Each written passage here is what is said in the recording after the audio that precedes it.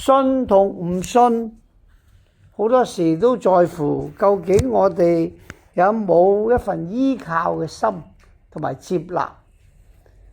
有知識嘅人呢，就好多好多嘅疑問，佢會問到一清二楚，佢以為解決晒啲問題呢先可以相信。但係喺我哋嘅生命嘅經驗入邊呢，好多嘢係冇得解釋嘅。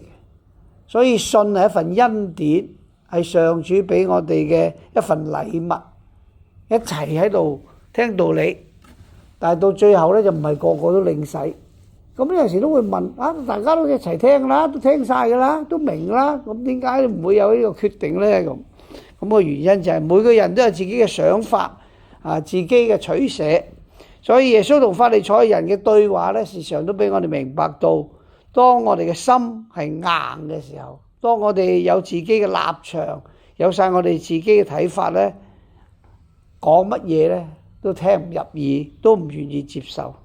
所以就求主透過今日嘅聖言幫助我哋，使到我哋能夠將一切交託喺主嘅手中，為主所使用。